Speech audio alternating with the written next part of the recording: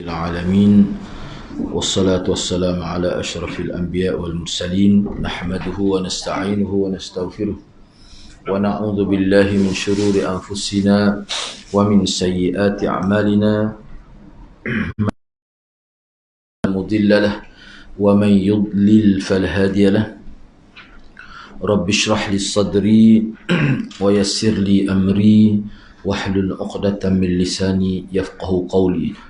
Amma ba'd. Alhamdulillah, bersyukur kepada Allah Subhanahu Wa Taala kerana dapat bersama pada pagi ini. Insya-Allah pada pagi ini saya kesambung perbincangan tajuk yang kita bincang, iaitu berkait dengan penggunaan azimat ini. Bab iaitu bab yang ketujuh. Jadi penggunaan dia sebut di sini dalam tajuk ni, contohlah gelang, kalung, benang dan apa sahajalah yang mana perkara itu dengan maksud azimat, tangkal. Itu termasuk dalam syirik. Tajuk dia ni tajuk ataupun tajuk dia ni sebenarnya kenyataan secara umum lah. Walaupun ada pengecualian sedikit dalam kitab ni pun dia ada sebut. Tapi kukuk mana pun perkara itu bukan pilihan utama umat Islam. Bahkan pilihannya adalah kita ikut cara Rasulullah, cara sahabat. Kalau kita duk belajar hadis ke apa, ada ke Nabi buat begitu di kalangan sahabat dia? Tak ada. Hak larang tu ada lah. Lebih kepada larangan itu. Kalau ada ruang pun terlalu sempit sangat untuk kis-kis yang tidak ada pilihan. Cuba kita tengok. Sambung yang tu lah. Cuma kita pada pagi ininya di hujung dia tu, iaitu kandungan bab ini. Hujung sebelum kita masuk bab yang ke-8. Yang mana bab yang ke-8 tu perbincangan tentang ruqyah, jampi ni, dan juga tamimah. Tamimah maknanya azimat. Baik, tak apalah. Jadi sebelum masuk pada kandungan bab ini, terlebih dahulu kena ingatlah, sebab kandungan bab ini sebenarnya dia mengumpulkan fakta yang kita bincang dalam bab yang ke-7. Poin-poinnya dia buat di situ sebagai kesimpulan lah sebenarnya. Baik, dalam bab yang ke-7, tuan kitab ni dia kemukakan 5 dalil. 5 dalil daripada Quran dan juga hadis Nabi SAW. Kena tandalah dia punya nombor supaya mudah kita nak rujuk. Bila saya sebut tu mudah untuk rujuk kan. Baik, kandungan bab ini ataupun poin-poin penting yang terkandung dalam perbincangan bab yang keberapa ni, yang ketujuh ni. Yang pertama sekali, dilarang keras memakai gelang, benang dan sejenisnya untuk tujuan-tujuan seperti tersebut di atas lah kita bincang. Pakai gelang sebagai perhiasan tu tak apa. Benang ke misalnya, tapi tujuan apa? Sebab dia sebut sini ni, dia lebih merujuk pada asal penggunaan di zaman Nabi. Bermula daripada Arab zaman jahiliah ni. Ini contoh-contoh gelang ke, benang ke, apa yang sejenis lah. Ini contoh-contoh tangkal yang diberikan oleh Wahinah, bomoh di zaman dia. Jadi mungkin zaman kita bentuk tangkal tu dalam bentuk lain. Tak kira lah. Dalam bentuk gambar, dalam bentuk tulisan yang tidak difahami, capur tulisan tu tak. Kadang-kadang dia tulis tu bahasa tu tak tahu bahasa apa. Itu sebab tu kalau mengikut, kalau mengikut pengajian cara Dr. Harudin lah dalam perubatan dia, tanda-tanda tu faham ataupun tidak, itu tidak penting. Yang pentingnya itu isyarat. Isyarat kepada jampi tu. Isyarat kepada apa ni kita kata bomoh lah. Dia tak penting tahu tu. Itu dia isyarat. Sebab Tok Momo buat tu, nampak dia tulis gini. Sebab Tok Momo kalau masuk ke esok pun tak apa. Tak lulus dia. Dia tulis-tulis tu tak penting. Tak betul. Waktu tu dia sekali dengan jampi dah tu. Itu maksud dia. Sebab tu kita tengok, orang tak faham apa dia. Tak ada nilai intelek lah, macam-macam itu. Dia tak perlu lah tu. Tak penting yang itu tu. Dia suruh kita pergi letak batu depan rumah, batu di jampi. Itu sebagai tanda. Dan akan ada makhluk yang akan pergi kepada tanda itu. Itu mengikut anak-anak buah Harun dia lah, yang saya pernah tanya apa tujuan dia letak ni. Itu dalam pengajian dia lah. Itu maksud. Letak sebagai tanda. Sebab tu setengah-setengah rumah tu dia akan pergi buat tanda tu. Maka tak ada lah penyakit tu. Gangguan ain tu. Tapi kalau konsep saya tahu daripada almarhum Dr. Harun dia ni, dia tak buat tu. Cuma dia akan hapuskan perkara itu. Benda tu tak ada apa pun. Tapi bagi setengah orang itu sebagai tanda. Kadang-kadang kalau buai tu boleh siap penyakit tu. Ada berlaku itu. Dan bomoh ni Aisyah pun kena. Aisyah kena sampai dia pun jadi tak boleh tidur malam. Kena sihir. Yang buat dianya adalah hamba perempuan dia. Okay, dalam kitab Bukhari, bukan Sahih Bukhari, Al-Adabul Mufrad itu. Imam Bukhari juga susun riwayat tu, hadis tu. Jadi ada sepupu Aisyah tu jadi jumpa Tok Bomo. Tok Bomo ni katanya asal daripada India. Dalam riwayat tersebut. Tok Bomo tu kata hamba perempuan dia buat. Kejut Aisyah. Dia pun tanya, dia tak percaya, dia tanya, betul kamu buat kat aku? Betul? Ngaku. Kenapa buat gitu? Sebab dia kata dia nak merdeka cepat. Sebab Aisyah kata, kalau aku mati, mu merdeka. Jadi tengok Aisyah ni segar. Lambat mati begini. Dia pun buat sihir supaya mati cepat. Supaya dia boleh merdeka cepat lah. Aku marah lah Aisyah ni. Sebab dia mengaku bukan percaya pada bomo tu. Dia mengaku. Aku sekali Aisyah jual daripada orang Badui. Hamba jual, biar rasa. Duduk di kapur ni, cucuk teri. Masuk dalam hutan tu. Minta maaf lah ada orang duduk cucuk teri tu. Bahasa contoh saja tu. Cucuk teri pun tidak peduli. Dah lah ni, boleh masuk jalan molek dah.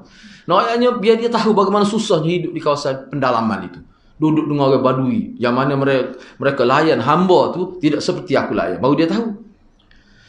Jadi maknanya isu ni Allah SWT bui juga. Walaupun jahat pun, walaupun benda tak molek, Allah bui. Nak uji kita sebagai ujian kepada manusia ni. Walau bagaimanapun perbuatan itu berdosa. Dan dosa itu besar. Besarnya sampai tahap mana besarnya? Boleh membawa kepada syirik. Dosa besar ni banyak. Tapi dosa ni hadirat, besar tak besarnya dia boleh hilang semua pahala yang telah dicatat oleh malaikat itu. Maknanya sangat berat lah. Ulama kata hak hilangnya pahala. Dosa tak hilang. Kalau syirik ni hilang habis dengan dosa-dosa, boleh bina hidup baru lepas tu nak. Masalahnya tak tu lah, hilang pahala saja. Ini yang berat ni. Jadi kita fikir diri lah, saya tak perlu buat contoh sebab banyak dah kita sebut sebelum ni. Kalau contoh tempat kita ni, azimat ni dalam bentuk apa? Kita fikir sendirilah. Yang kedua, dinyatakan bahawa sahabat itu akan mati, sedangkan gelang atau yang seumpamanya masih melekat pada tubuhnya, dia tidak akan beruntung. Ini menunjukkan kebenaran pernyataan para sahabat radhiyallahu anhum bahawa syirik asghar itu lebih besar dosanya daripada perbuatan dosa besar. Jadi kenyataan nombor 2 ni dia merujuk kepada nas yang keberapa? Ni. Dia merujuk kepada nas. Ni. Muka surat tu. Nas yang ketiga tu lah. Nas yang ketiga tu. Sebab tu kena tanda tu nas yang ketiga. Riwayat daripada Imran bin Husain. Saya baca sekali lagi supaya kita faham. Nak-naknya faham. Jadi poin dia letak pada nombor 2 tu. Dinyatakan bahawa sahabat itu akan mati. Sedangkan mati, kalau dia mati dalam keadaan azimat, saya mudah gitulah saya sebut, dalam keadaan tangkal tu ada pada tubuh dia, dia tidak akan selamat. Baik, cuba tengok. Saya baca sekali. An Imran bin Husain anna Nabi sallallahu alaihi wasallam ra'a rajulan fi yadi halqatan min sufr. Faqala ma hadhihi? Qala hadhihi min al-wahina. Faqala inzi'ha fa innaha la taziduka illa wahna. Fa innaka law mutta wa hiya 'alaik ma aflahta abada. Apa maksudnya? Diriwayatkan daripada Imran bin Husain. Beliau menyebutkan bahawa Nabi SAW telah melihat ada seorang lelaki. Di tangannya ada halqah min sufr. Mana ada gelang lah. Di tangan dia tu. Yang berwarna kuning. Tak kira lah. Sama ada dalam bentuk logam ke, dalam bentuk benang, kain ke. Nabi pun tanya, apa itu di tangan kau yang berwarna kuning itu? Dia kata, ini daripada bomoh, daripada tuk bomoh, daripada dukun lah. Maknanya, yang dijampi. Untuk tujuan, untuk tujuan pendinding lah. Supaya tidak terkena sihir, gangguan dan sebagainya. Maka Nabi kata kepada dia, inzi'ha, buanglah perkara itu. Campurlah, buanglah perkara itu. Kerana dia tidak menambahkan apa-apa kebaikan kecuali kelemahan kepada diri. Lemah ni kita bincang dah lemah dari segi minda. Orang yang ada azimat ni, dia tak akan guna akal dia semaksimal mungkin lah. Sebab apa? Dia sudah letak pengharapan pada benda tu. Kalau ahli perniagaan agak, dia tak akan fikir dah untuk memajukan perniagaan dia secara sunnatullah itu secara ikhtiari. Sebab apa? Dia lebih mengharap kepada benda tu. Lama kelamaan manusia kalau hidup begitu tumpul akalnya. Itu maksudnya. Dan Nabi kata lagi, fa innaka law mutta, kalau mu mati dalam keadaan begitu, wahya alaik, dalam keadaan azimat tangkal itu berada pada engkau, ma aflahta abada, engkau tidak akan berjaya sampai bila-bila. Ni Nabi nasihat kepada sahabat dia. Kita kena ingatlah, sahabat Nabi ni dia asal daripada zaman jahiliah. Hidup jahiliah itulah hidup sahabat dulu. Jadi bila dia memeluk agama Islam, dia tak akan tercabut sekaligus tu. Amalan-amalan jahiliah, dia melalui proses juga, memerlukan masa juga. Jadi makna hadis ni adalah merupakan satu proses pendidikan secara tidak langsung yang Nabi sampaikan kepada sahabat dia, dan perkara ini menjadi pedoman lah kepada kita. Jadi poin yang kedua tu dia merujuk kepada dalil yang ketiga tu. Dalil yang ketiga. Yang ketiga, syirik tidak memaafkan. Mana syirik ni, orang yang melakukan syirik ni, maknanya Allah tidak akan maafkan dia dengan sebab alasan dia, saya jahil, saya tak tahu.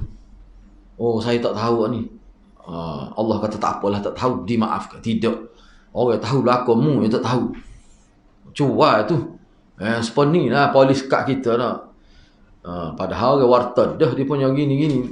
Saya tak tahu, punya kena buka lapu tengah hari. Polis kata tak apalah, tak tahu, dimaafkan. Ada polis kata gitu. Tu polis betul bendu tu kalau gitu. Kelihatan betul posodek. Tak tahu, tak apalah pakcik. Tak tahu, ada kata lepas ni tak tahu, tapi hak ni kita samai dulu. Dia polis kata tak ada maaf dah sebab lama dah.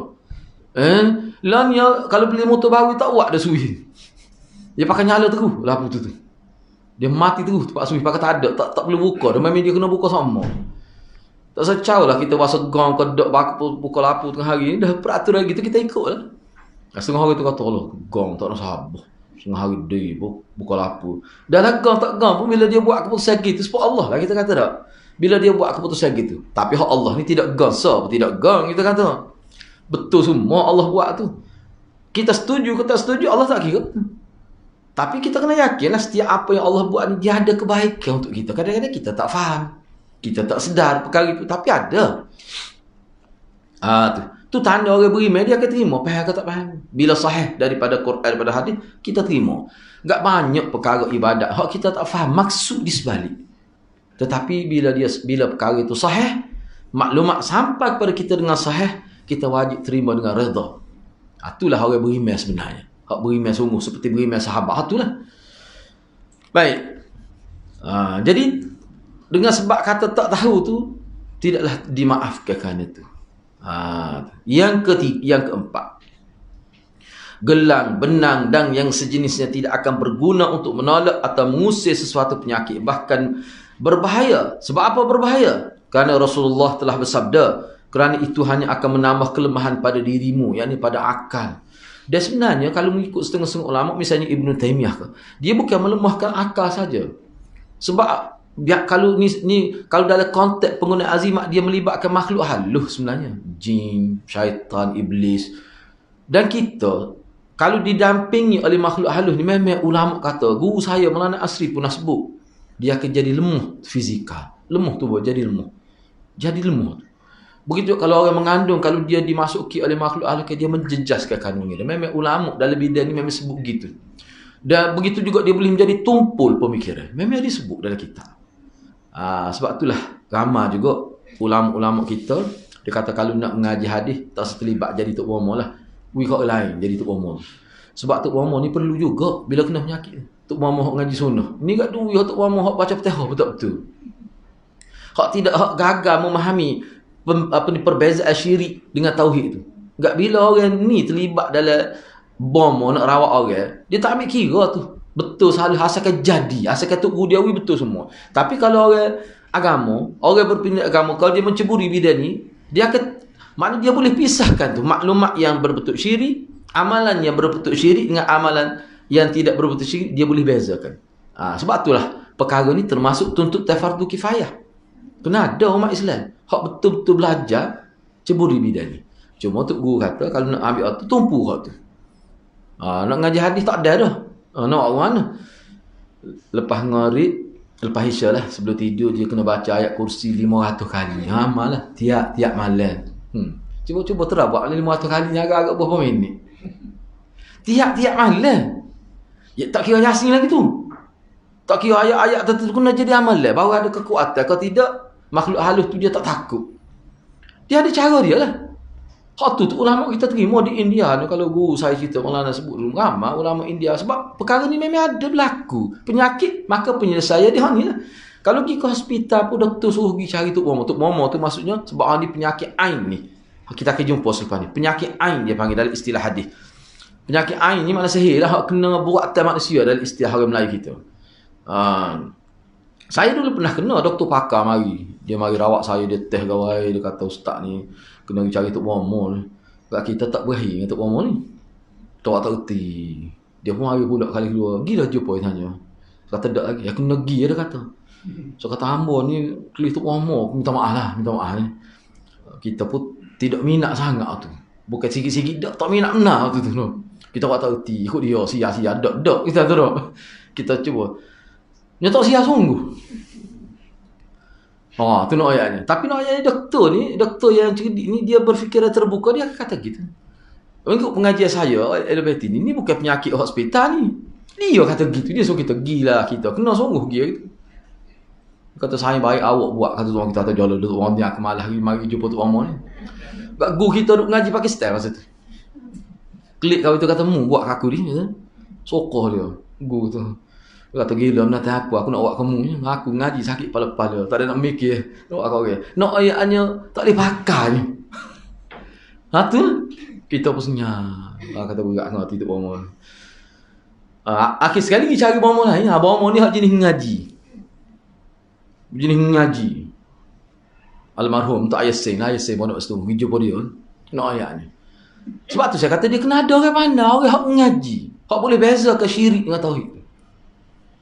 Dia kata ni gangguan makhluk halus ni, dia kata gitu. Dia buat 7 hari siap. Puasa 7 hari, 7 butir wahnya. Kita pun tak faham apa satu wahnya, jadi wahnya jadi obat. Rupanya wahnya ni banyak juga ni jadi obat ni. Orang bomo wahnya ni. Nak orang lagu mana? Bila kena sebab tu dia kena ada orang pandai, tapi nak biar orang hak ngaji usuluddin biar kemah lah. Ni kalau dia tak ngaji kat baca Fatihah balik. Lepas tu baca Fatihah tinggal 1 kalimah. Saya dengar dia tu kata tak boleh tu ayah tinggal. Dia kata kalau baca penuh tak mujarab dia kata. Apa jadi gitu kita ngaji. Sebab tu kena ada orang ngaji ceburi bidang ni. Boleh pahala tu dia tu. Boleh pahala. Hak jenis malah-malah ngaji hadis molek benar keluar, tapi dia kena ngaji lah asah tu. Asah syirik, asah tauhid biar dia tahu. Ni kat pada tak ngaji kan terdedah lah pada benda-benda begitu. Tu.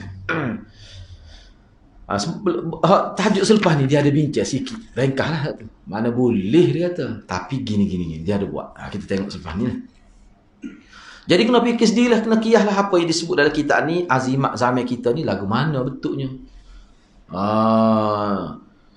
Setengah tu. Tapi kena jangan silap faham lah. Setengah-setengah tu. Contoh saya sebut baru ni lah.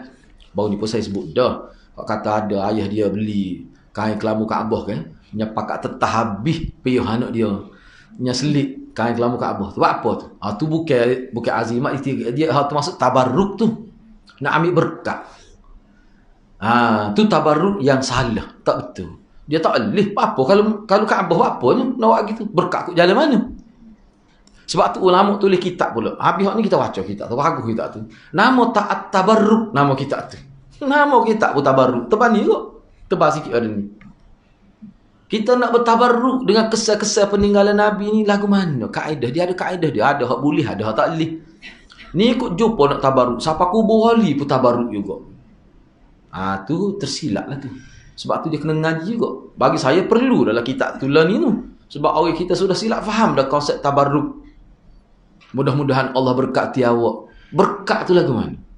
Nak ambil tabarruk dengan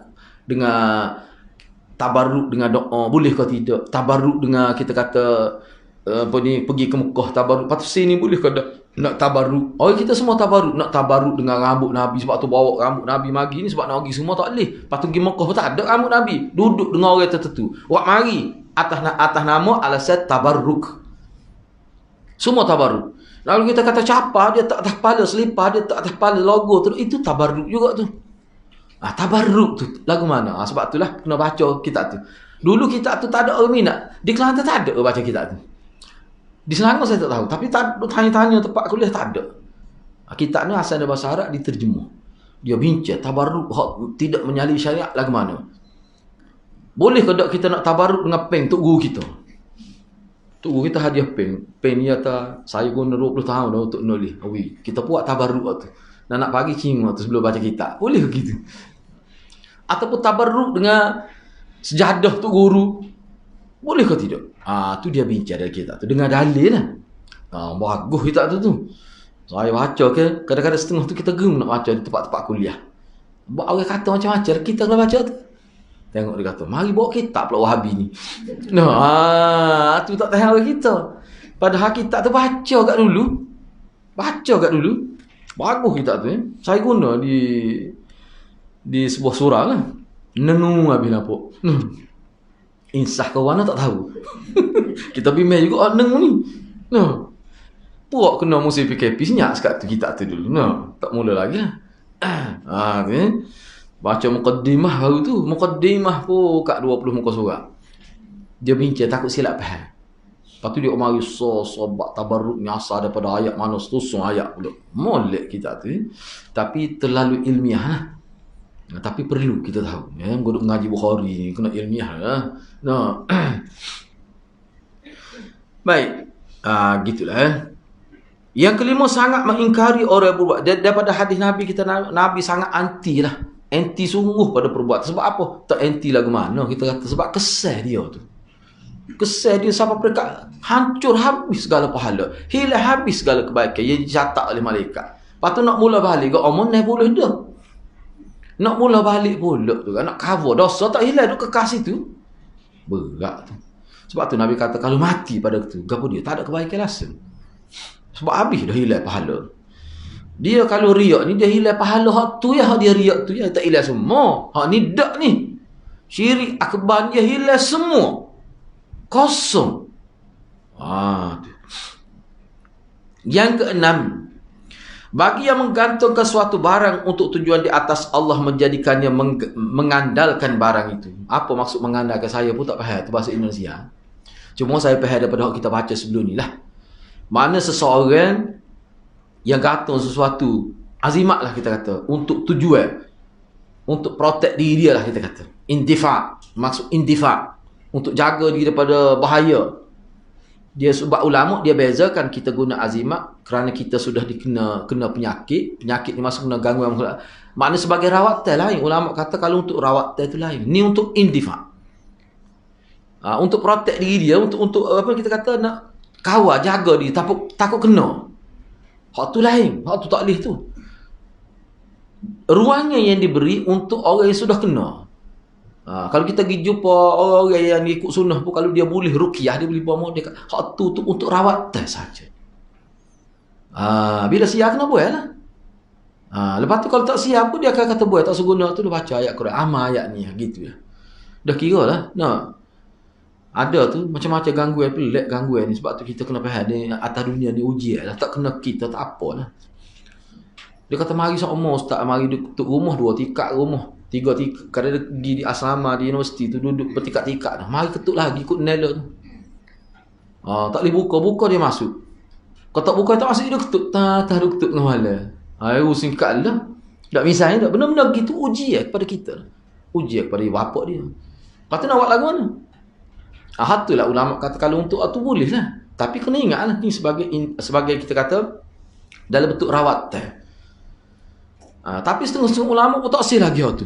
Sebab apa? Takut jadi terpesong hati tu. Takut bergantung kerana pada tangkal itu, pada azimat itu. Kuku mana pun bahayalah. Sebab itulah Nabi sendiri pun dia suruh hama ayat-ayat Quran 3 ku nak tidur baca tu. Kalau kena juga suruh Tuhan lah. Supaya orang berobat lah. Tak sia juga penyakit fizikal. Mati dah kata tu. Gapo dia boleh. Syurga dalam hadis tu. Kalau dia sabar lah. Supaya hak ni pun gitu juga. Tak semesti sia seperti mana penyakit fizikal. Pergi jumpa doktor. Para doktor tu pakar dah dalam penyakit tu. Tak sia juga. Supaya juga hak ni pun. Nak ayatnya di sebalik sebab itu dia ada Tuhan punya sebab itu, yakni Allah SWT. Semua tu berlaku dengan izin dia. Sebab tu kita berobat setara mana, doktor setara mana hebat pun, dia tak boleh tinggal tu. Tawakkaltu ala Allah. Tawakkul tu. Tawakkul tu tak boleh tinggal. Hak kita panggil tawakal tu lah. Dia tawakal ni kalau bahasa Arab dia PMA tu. Asalnya. Kita kena bertawakal. Kalau mengikutnya lebih tepat tawakkul lah.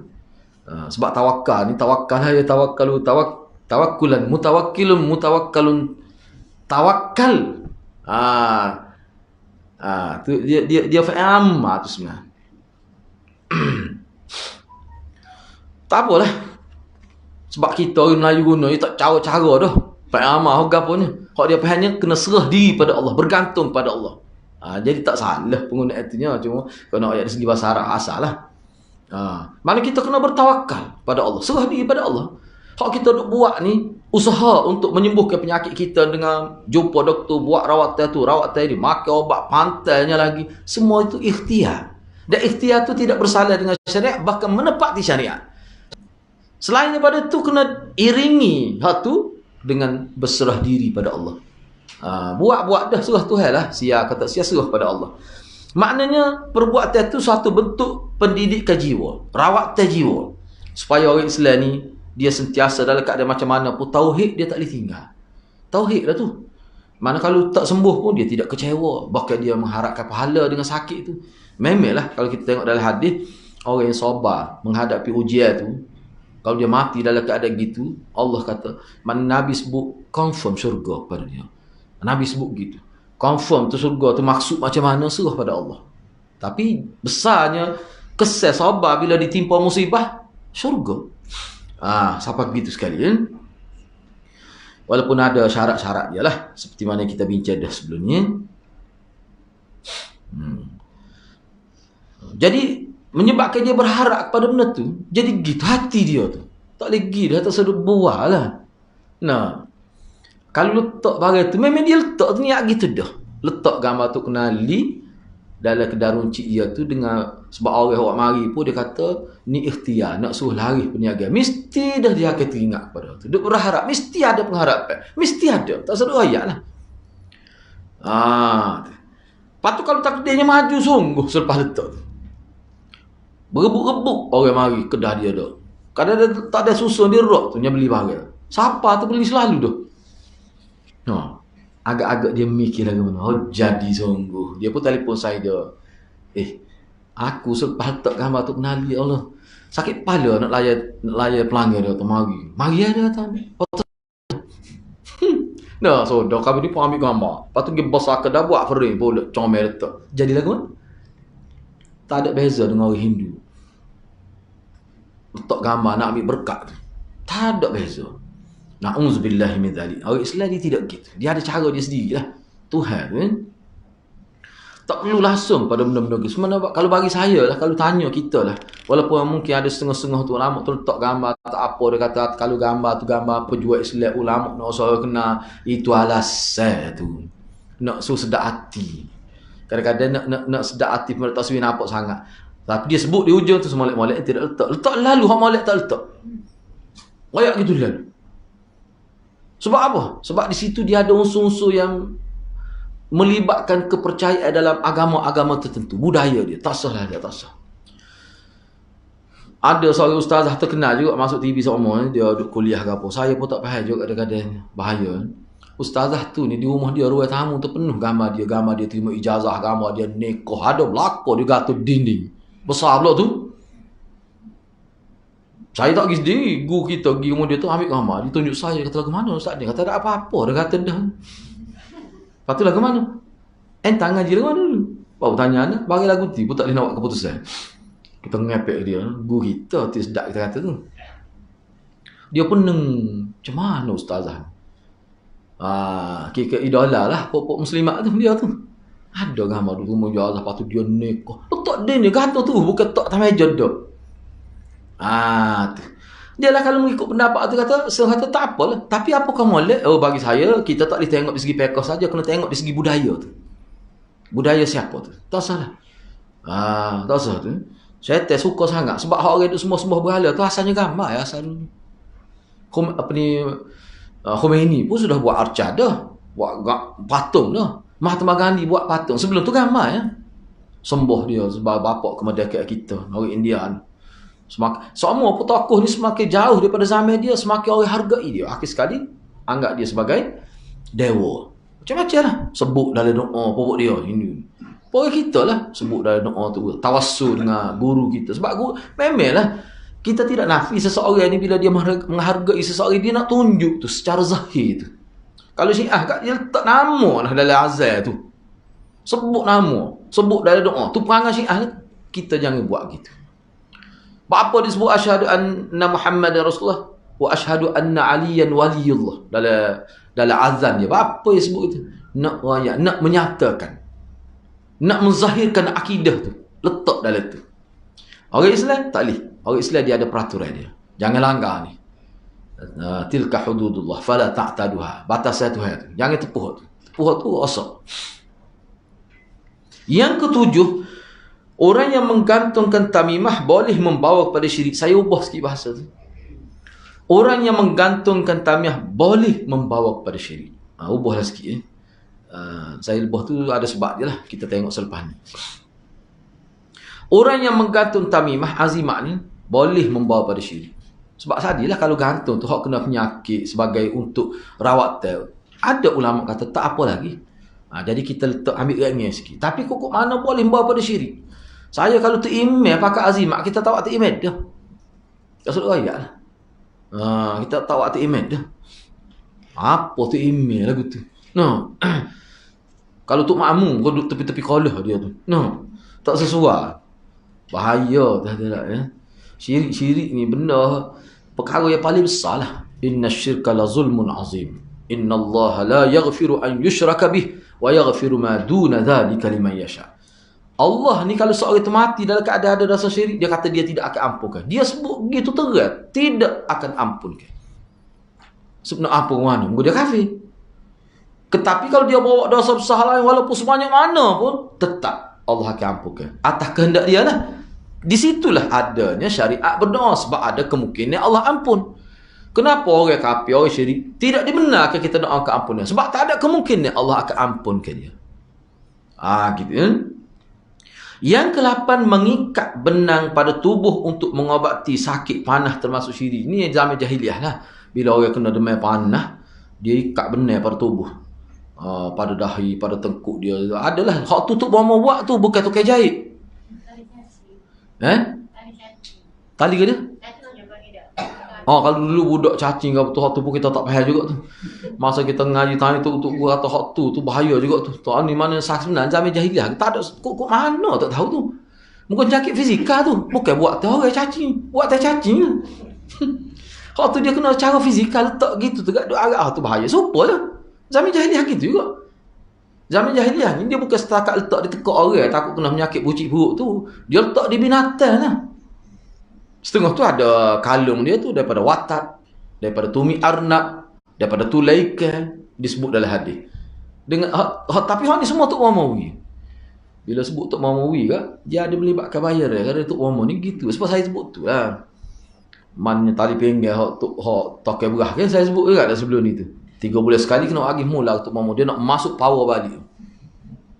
Bila dia masuk, dia tekan masuk, dia tubik ku tu 300 ya. Dia tubik ku depan tu. Dia tekan kau ni.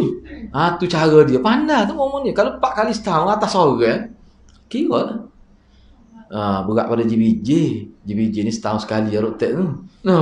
Dia ngomong kau tu kak. Biasa kak 300 ya bagi orang-orang yang ada duit ni. Tokai-tokai besar ni apalah sangat 300 ya tu. Tu cara dia. Dulu begitu juga. Di Kuala Lumpur tu ngomong ni pakai masa sedih. Bukan kancing nenek kosong tu dok. Bukan main-main, duit banyak ahli korporat sekali dok 2,000. Nengung kita. Aku sekatalah aku petih tadi ni dak. Kalau pokok ni panggil. Memang dipanggil pun saya tak pergi.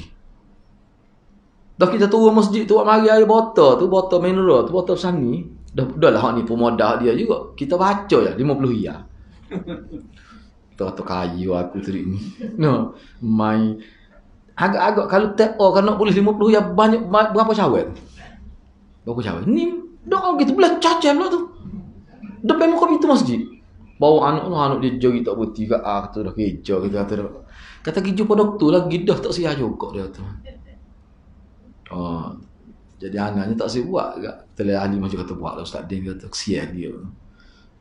Kita pun bahasa nak sokol baca baca Fatihah ya. Mai umul kita tu no baca minta ya Allah sembuhlah penyakit siap budak ni doa gitu ya. Ya Arhamar Rahimin. Nah wujud itu. Patut adalah doa. Mudah-mudahan gitu dah. Dia 50 ya. Tak cakap tolak. 50 ya. Kalau kena 500 tak tolak dah. Nah. Siapa saya duduk di gombok tu dia mari jumpa senang ayat cerita. Ni lagi ni ya ni. Orang kata musuh benar dia terlebat jenis bom dia kata. Gua duduk mengaji Maulana juga dulu sekali saya. Lepas tu dia duduk buat MA lah ni. Kosong nak petih. Kata memang aku putih juga bagi gini. Tapi nak buat tu lah. Bila kita duduk baca kena tak boleh. Tak boleh. Padahal boleh kalau kita orang mari boleh. Tapi jadi susah orang. Kalau dia pergi hospital pun tidak sampai 50 ya. Tu sikit tu 50 ya tu. Hak mari rumah cukup anak. Dia panggil rumah kita tak segi. Hak mari rumah anak dia kecil lagi. Satu pagi. Kata tak ada apa. Buatlah kita. 100 ya dia. Kata parah gini nak. Orang lagu ni petikat lah. Nak. Tapi kita tolak tak sih. Lepas tu pakar sebut tu kata hamba tak buat. Kena tak boleh dah alasan sibuk. Sibuk dia tidak sibuk sama. Lepas tu tak tahan dia tanya bila tak sibuk. Payah senang lah hamba tak buat. Gini. Pergi mata dia nak marah. Nak marah mana? Naik rumah baru, panggil kita pergi mai ajak. Panggil fikir. Padahal benar-benar tu kita kata nak berkat Nabi aja dah doa. Naik rumah baru ada doa. Ada Nabi aja doa. Hisikanlah rumah tu, rumah seperti kubur Nabi katakan dalam hadis pada sebut kalau tak baca Quran, itulah berkatnya. Tu ya. Jadi benar-benar kita ni sebenarnya ada dah. Tapi sebab masyarakat daripada awal dididik bergantung dengan Tok Lebah. Jadi nak buat hal tu payah lah. Bahkan ni orang anggap itu kerja ahli agama. Siapa dia kata saya? Kerja ustaz ni, dia kata kita. Dia kata kerja kita. Kata tak. Hal tu ustaz lain tu. Dia bukan kerja hamba. Bukan kerja hamba tu. Dia nak marah. Macam-macam lah kita jumpa. Ada kadang-kadang kita terpaksa kecek kasar sebab biadab telajuk. Kadang-kadang ada juga kita lepas 2-3 putih tu dah. Nampak kasar doh dia kecek tu. Kena juga ada orang ni biar dia mikir. Kalau kita kecek lembut ada tak ada. Hak jenis kasar-kasar tu kita lepas juga. Supaya dia mikir. Dia kata mulut uduh ustaz ni kata. Kita kata hamba tengok orang juga nak kecek gini. Kita kata ke dia. Orang Kelantan kita juga tu masalah ni. Dia kata ustaz tu boleh lagi panggil dia. Kadang-kadang orang ni lagu tu. Sebab apa kita tak tahu. Tapi kita cuba dah tu kadang-kadang setengah orang tu buat dia kasar dah dia kecek ni. Kita pun yalah betul lah. Kita pun kadang-kadang orang kasar ni kena buat kita kadang baca hadis tak erti kadang-kadang orang gini. Kena sebut dia tahidur dia tu dia pun jalan nampak lain klik tu. Kadang-kadang kena gitu. Sebab tu kita seboleh-boleh kita nak jaga hubungnya tu. Sebab tu guru saya sebut tak usah buat alasan sibuk. Wahai kata tak boleh lalu sini. Payah. Sebab ada seorang sahabat saya tu dia cerita mati dia. Mati muda dia. Mati masa kuliah. So kuliah tu duduk pakai lepas rebuh. Pergi hospital meninggal dunia. Padahal isteri dia kata molek-molek kita ada apa. Tiba-tiba mata panggil mati. Dia mati tak ada tahan kalau tahan mudah. Kalau tahan mati tak pergi dah kuliah hari tu. Kita tahu. Dia kata mana? Dia jadi email 5 tahun tu. Dia tak ajigi. Kata yang tahu aja. Dia kata ada hijau. Lepas tu dia sebut ada hijau ya. Lepas tu kalau kau itu kan bila tak ada hijau, hamba ada hijau sama. Dia tak tahulah apa. Dia kata biarlah anda nak guna ni dia kata. Tapi dia tak pergi. Dia pergi masa habis. Tanya makan dia pergi. Siapa orang tanya orang panggil dia untuk imam makan. Dia kata tak apa biarnya kata pergi. Dia nak suruh masyarakat ni faham dalam keadaan gitu. Ada cara dia masing-masing. Siapa anak kata ke dia, seling tebal tadi. Tebal biar tapuk lepas di atas telinga. Buat tak erti gitu. Sebab kadang-kadang kalau kita sebut dia jadi panjang. Baik tak sebut. Di tempat dia sesuai gitu. Tapi doanya semangat dia tu. Tapi tak apa. Selepas pada tu, sebab tu saya kata saya nak sebutnya ni sebenarnya cerita dia lepas tu. Oleh kerana dia walaupun dia tak pergi situ, tapi dia cana pada anak mukim dia. Dia kalau ada orang susah, dia acak kali juga jumpa saya minta tolong hari ni ada orang susah kapu dia. Mana dia bantu, dia memperhebatkan kebajikan masyarakat untuk masyarakat dia. Itu sebenarnya masyarakat ni. Ada ketua masyarakat. Ni kita pula sebagai pemimpin penyumbang pada COVID ni nak. Gong ngati pemimpin lagi ni bola latih ni tak erti ni. Laki dia pula jadi merebok dah COVID ni. Mimpi lagu ni dia kena tanda lalu. Kena ingat molek. Kalau boleh masuk dah telefon gambar dia tu. Bila pilih raya kelih ada ke dok muka ni. Ya, tak usahlah. Tak erti tu. Lepas tu dia duk sebutnya suruh jaga kan ni padahal dia sendiri buat. Mimpi gapo lagu tu. Tu dah. Kalau pergi lagi kan. No. Kalau duk kapur kita boleh pelepahnya mabadah tu. No. Susah ke? Tidak gitu ke? Kalau ayat kat tak boleh, sikit pun tak boleh. Dia tak apa. Kita sebagai ayat ni, kita tengok benda tu. Alah dia boleh. No. Lepas tu kecek pula bunyi dalam TV tu. Dia lagu tu mimpi gitu. Lagu tu lah. Tu ya. Ni tak bagi saya ni mimpi tidak bertanggungjawab ni. Dalam keadaan elon ni boleh buat gitu. Baca kat kesel apa jadi naik pula. Siapa dekat ke 300 tu dah. Apa? Mari mana? Kluster mana tu? Jadi kau gitu tidak kena fikir. Kena fikir. Kalau nak segi hukum agama, kita menjadi punca penyebab dalam keadaan tahudah buat juga. Dia hukum dia. Nak kata sunat aku tu. Haram tu.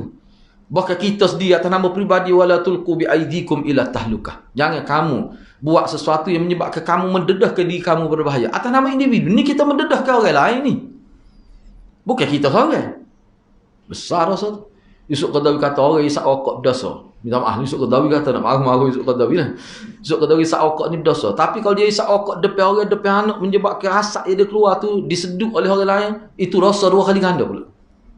Sebab dia bukan sekadar membahayakan diri dia. Tambah-tambah kalau anak kecil tu tahu kekuatan jantung, kekuatan paru-paru lah ke mana. Dan kalau ikut doktor, bawa keluar tu lebih bahaya lagi. Baca tengok dari salah dia dalam website Yusuf Qaradawi, dia bahaya. Dan dia kata dia ni rujuk pada doktor bukan seorang. Dia telefon habis doktor, dia kena dia berharap tanya apa kajian awak. Takut ada lah kajian-kajian lah terbaru, hak terkini. Tak ada. Semua kata bahaya. Unsur yang ada dalam dia tu. Kecuali kalau rokok tu terbukti doktor kata tidak bahaya kerana unsur-unsur bahan-bahan yang ada tu tidak membahayakan. Tak apalah.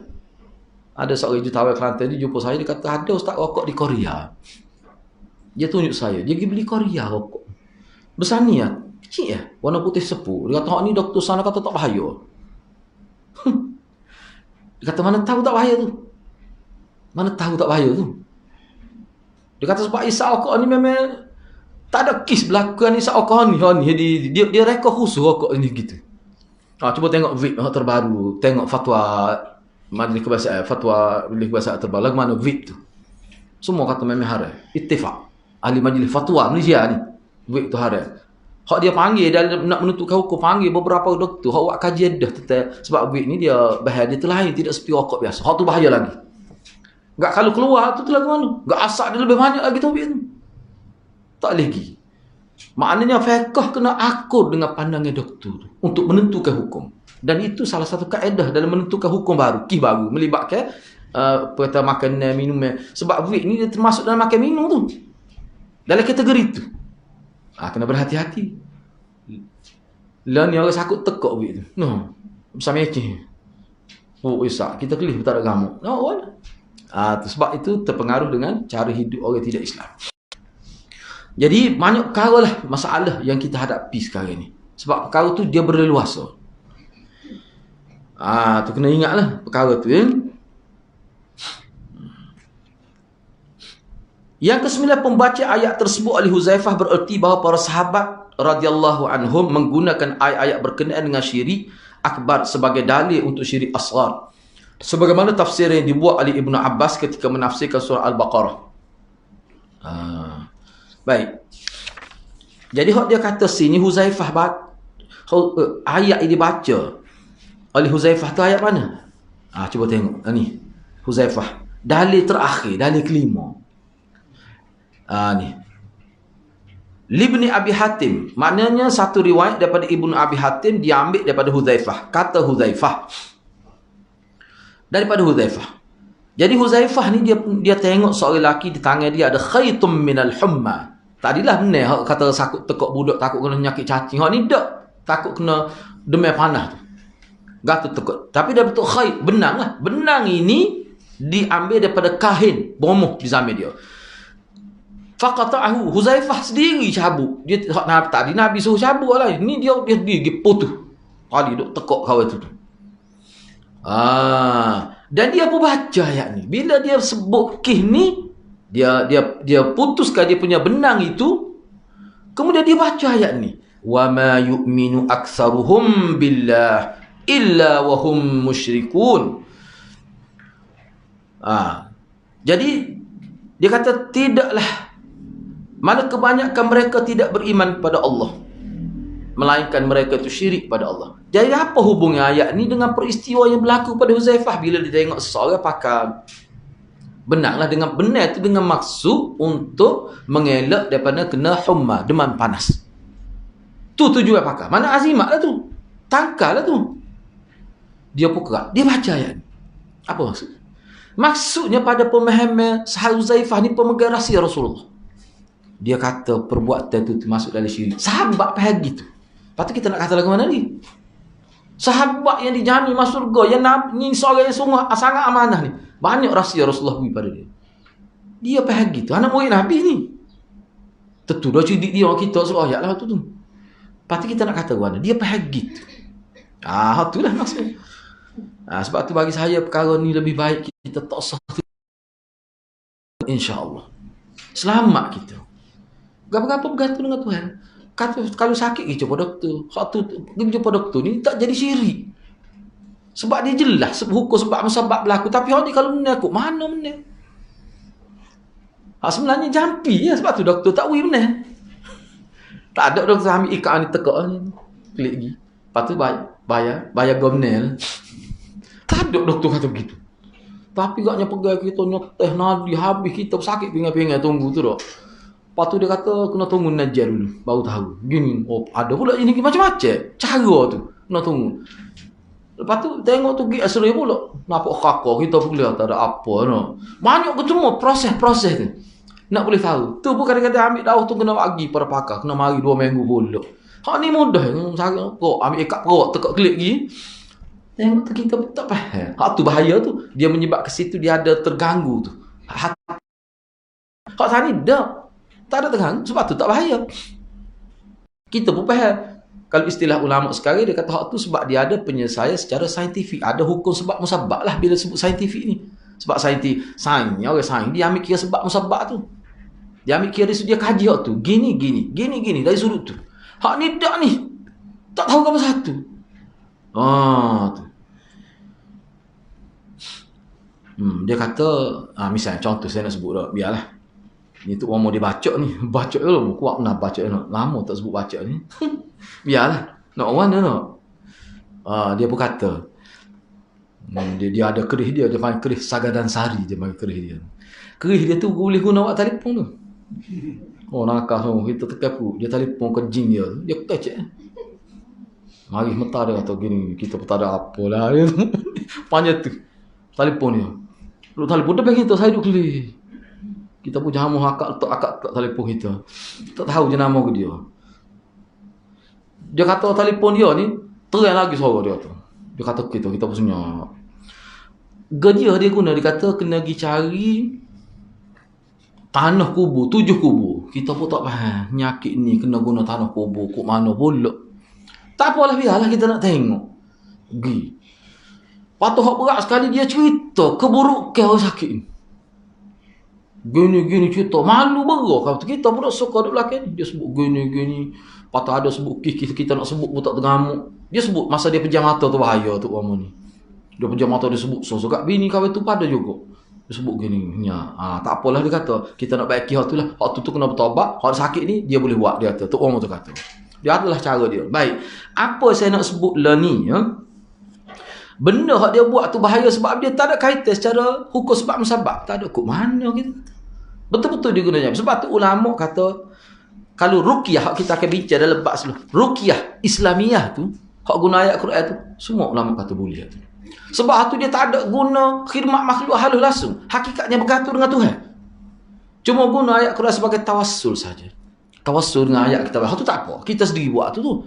Sebab tu kita kena latih orang sakit, dia sendiri kena bertawassul dengan Allah dengan baca Quran, ya Allah, dengan berkat baca Quran aku ni. Tak apa tu ulama terima tu dengan doa kita sendiri, dengan amalan kita.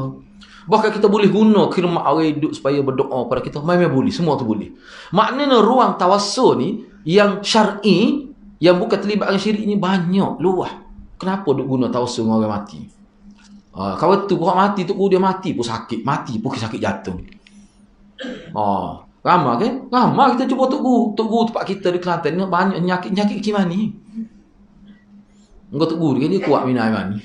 No.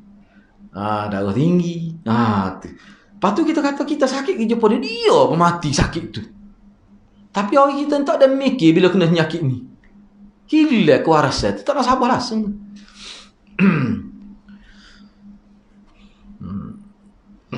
Saya ni nak hari masuk tu. Dia punya kenyataan-kenyataan kuliah hari ni ada hak berkait dengan Tok Selehong semalam pun siapa. Macam-macam sebut. Tok Selehong ni alim. Siapa perekat dia ni boleh tengok alam ghaib, macam-macam sebut. Gak kalau siapa tahap tu dia letak kepada Tok Guru dia, kenapa dia tidak boleh bertawassul? Maknanya Tok Guru dia tinggi sungguh. Makam lain lah. Dia kata, dia sebutlah dia tu, dia kata Ustaz-Ustaz Wahabi, moga dia tidak cemburu bila dia tak nampak bukan bidang dia. Dia kritik Maulana, tengok Maulana pernah dalam diskusi berkenaan dengan tasawuf kan. Tengok, dia tulis tajuk bila bukan ahli bercakap. Bukan ahli bercakap. Tak betul. Mudah ya. Saya nak sebut kaedah gini. Ni kaedah ni. Cuma saya sebut dalam bahasa kampung. Ajaran Nabi ni tak ada satu pun yang kita tak faham. Bahkan Nabi dia tidak akan sebut sesuatu yang kita tidak faham. Kita tak faham. Tapi kita ni makna orang lah. Bukan kita tak faham. Memang. Mau kita jahil.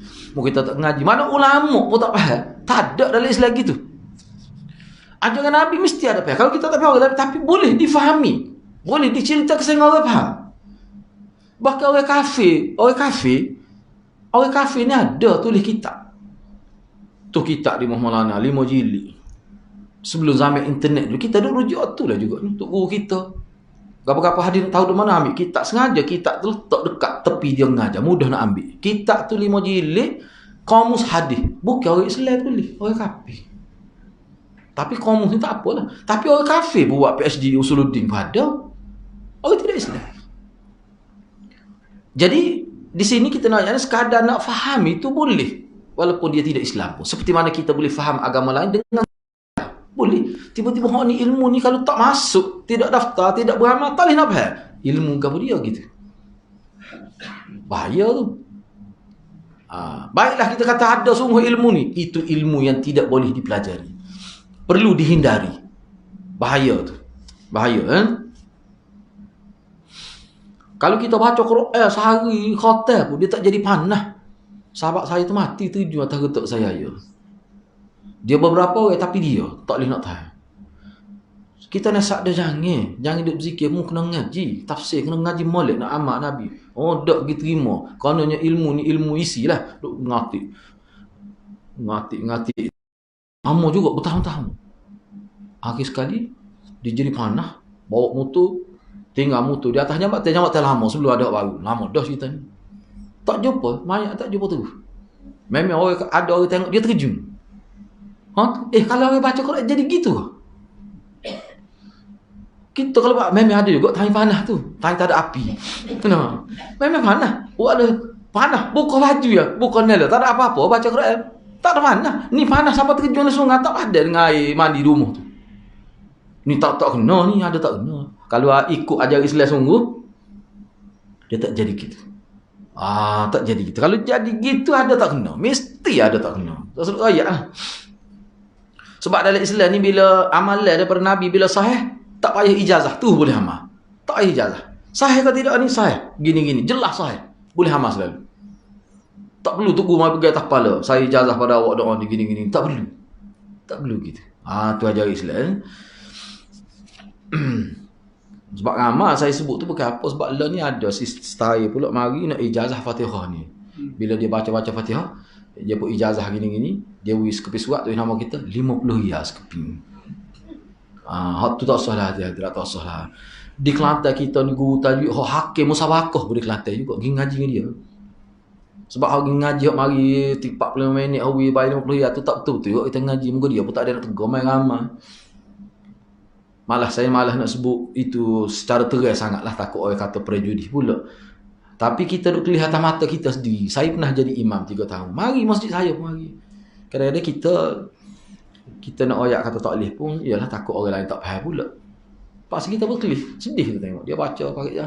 Mari ambil, tulis nama sendiri masing-masing. Bayar 50 riyal sekeping.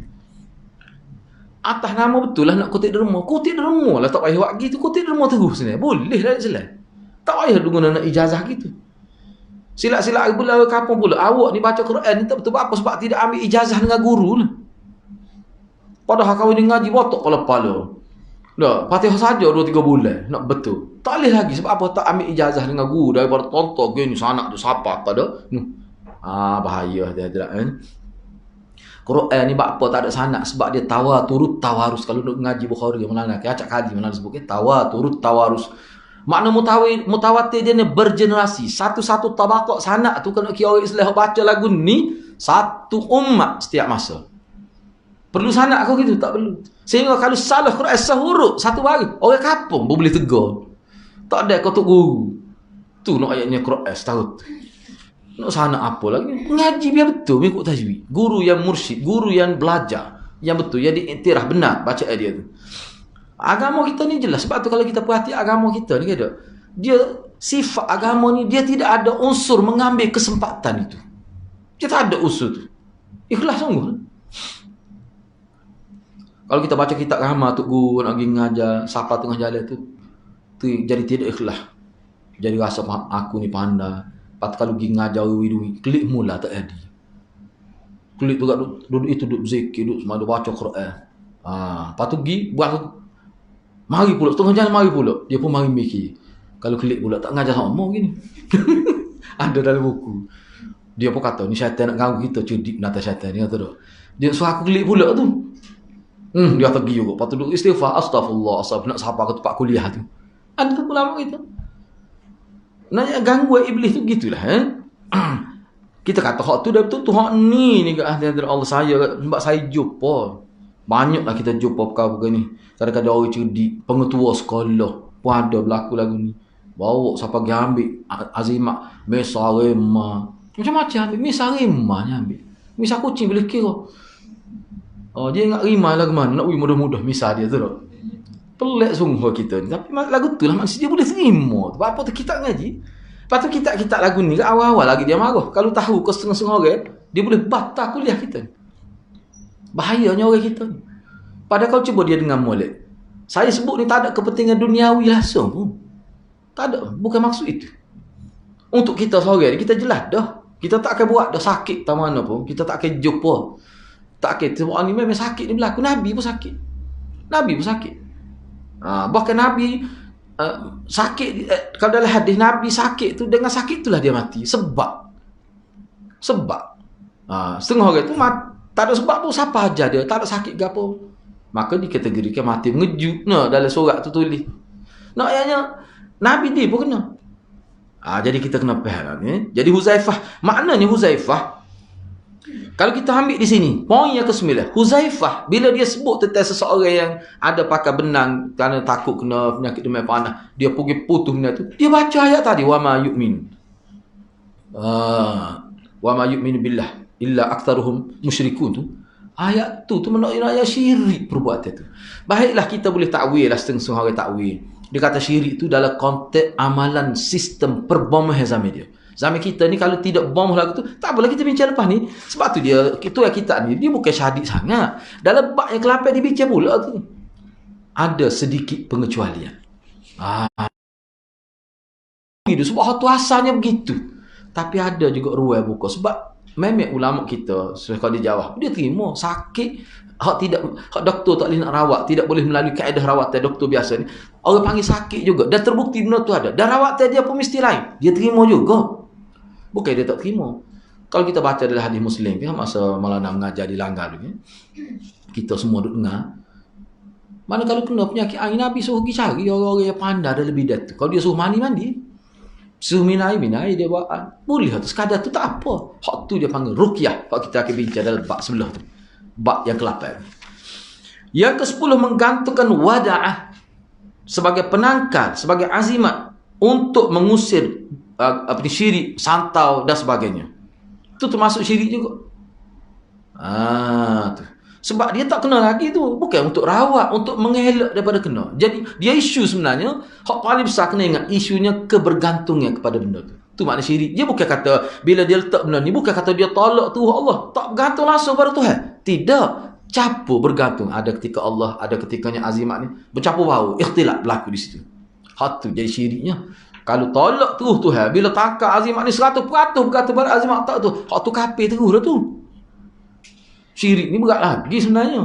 Tapi nak ayatnya istilah syirik tu maknanya tidak tolak Tuhan. Kalau bergantung pada Tuhan, bergantung juga pada makhluk. Walaupun 1%. Atau seberat debu saja bergantungnya. Tak boleh dah. Jadi hak ni, hak yang ke-10 ni, wada'ah tu duduk pada mana ni? Ni. Yang keempat tu. Dalil yang keempat, man ta'allaqa tamimah fala atamma Allahu lah, wa man ta'allaqa wada'ah fala wada'allahu lah. Dalil yang keempat. Situlah. Baik, yang ke-11, yang terakhir, orang yang menggantungkan tamimah didoakan semoga Allah tidak mengabulkan keinginannya, dan orang yang menggantungkan wada'ah didoakan semoga Allah tidak memberi ketenangan padanya. Tadilah dalil yang keempat. Cuba kita tengok. Ni Nabi kata ni, sesiapa man ta'allaqa tamimah, sesiapa yang menggantung azimat, mudah-mudahan Allah tidak akan sempurnakan kehendak dia. Dia tak akan tercapai maksud dia. Kalau boleh di dunia pun, maknanya dia tak akan, dia hidup dia akan musnah di hari akhirat. Sesiapa yang menggantung wada'ah, kita bincang wada'ah, kita sebut dah ni wada'ah tu apa? Maka Allah tidak akan memberi ketenangan kepada hati dia. Tu baik.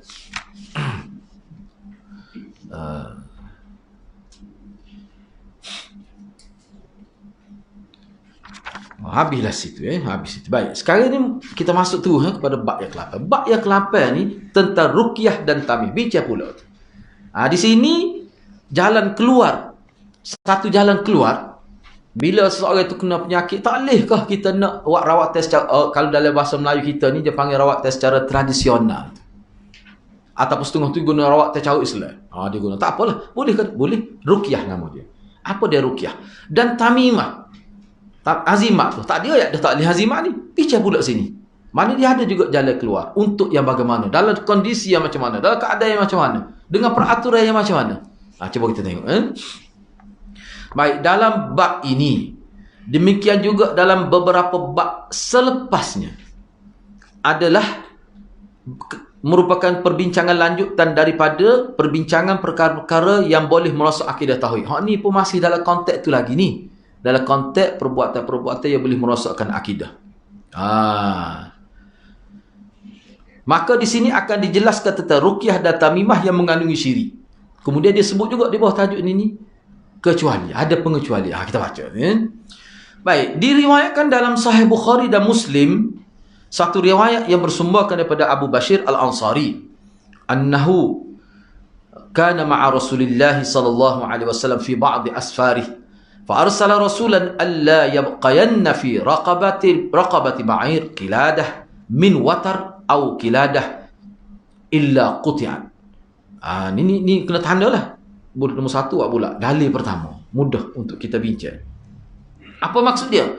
Pernah ketika Abu Bashir ni dia bersama Rasulullah sallallahu alaihi wasallam dalam satu musafir Rasulullah. Musafir Rasulullah ni banyak, dalam salah satu musafir Rasulullah. Lalu Nabi mengutuskan seorang utusan untuk membuat pengumuman supaya tidak terdapat lagi pada leher unta azimat. Azimat tu, kiladah tu. Ini kita kata apa ni, kalung lah. Yang diperbuat daripada tali busur panah. tali busur panah tu kan, bila dia putus kan, dia tidak tahu tu, dia buat sebagai azimat. Bomoh lah yang buatnya. Apa sebab tali busur tu kira-kiranya sudah banyak berjasa, dia ambil kira juga kau gitu. Baik. Kecuali harus diputuskan ni, maknanya kalau kisah nak guna bahasa lebih mudah, wajib dibuat. Waktu maksud kecuali harus dibuat, wajib dibuat.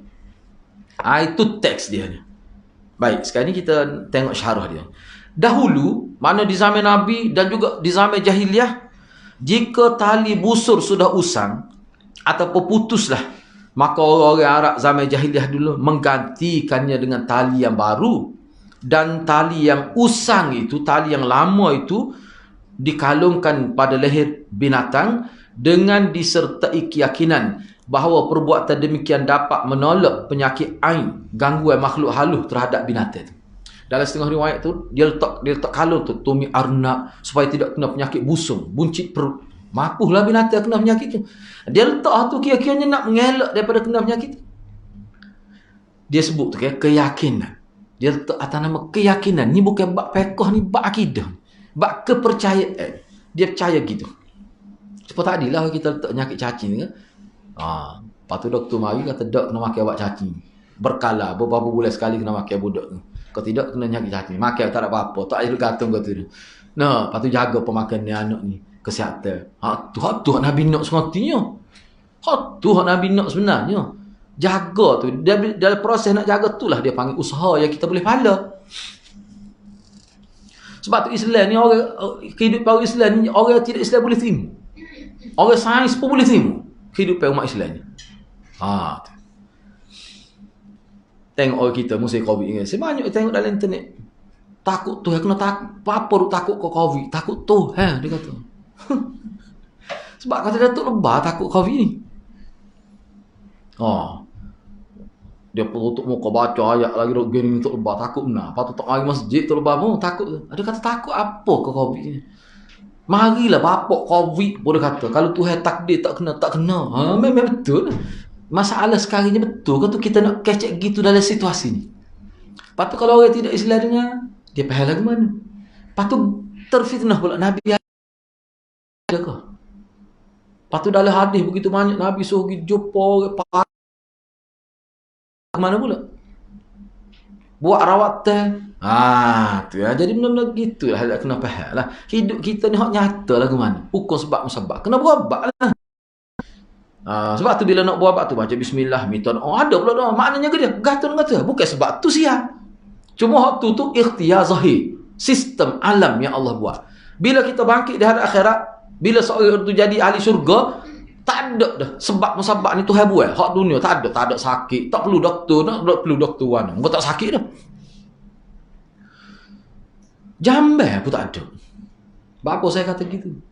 Dalam hadis sahih ada sebut, apa yang kita makan mungkin dia tidak keluar sebagai najis. Dia keluar dalam bentuk peluh. Peluh pun bau seperti kasturi.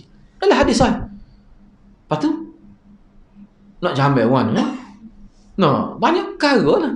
Sakit pun tak ada, tak perlu doktor, tak perlu dah teknologi pada. Sebab apa? Hidup situ lain, dia bukan hidup dunia. Tu. Jadi maknanya bila hidup di hari akhirat ni tak ada lah hukum hakam peraturan, tak ada. Tak perlu dah tu. Jadi kita hidup di muka dunia ni realitinya macam mana? Tu hak Nabi ajar. Sebab tu Nabi dia mengembangkan agama ni dalam bentuk kehidupan hak biasa. Sebab tu orang kafir zaman Arab jadi tak nak kritik Nabi. Islam ni menyebabkan orang jadi tumpu, orang jadi tak siap usaha. Tak ada. Sebab dia tengok orang Islam lah paling kuat usaha. Baik. Cuba tengok lagi. Maka itu Nabi Muhammad sallallahu alaihi wasallam memerintahkan mereka supaya menghilangkan atau memutuskannya. Sebab itu tak ada manfaat untuk akidah, untuk kebahagiaan akhirat. Mungkin atas dunia dia rasa bahagia, tapi sebenarnya tidak.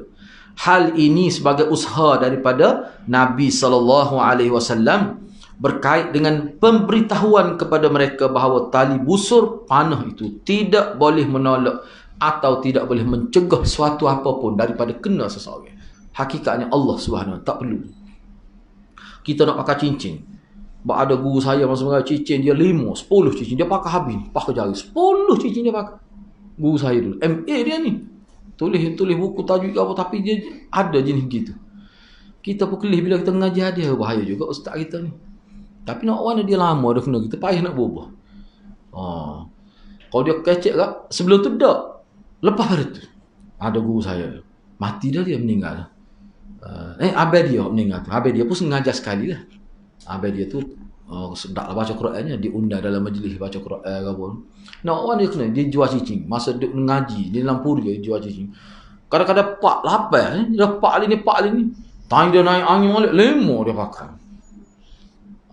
Memang dia jual cicing pun. Kata jual, nak pakai semua jari tu. Kita kata dalam hati, nak awak mana? Tapi itu hewi kekayaan lah kepada dia. Pakai Volvo besar sekali. Pakai dak masa tu. Dia pergi sekolah menurut kita ingat aku pegawai mana. Aku pun cikgu, pun ustaz. Nak buat macam mana? Payah macam tu. Orang agama tu. Kalau dia ni, kalau kaya kau akal kan, habis lah.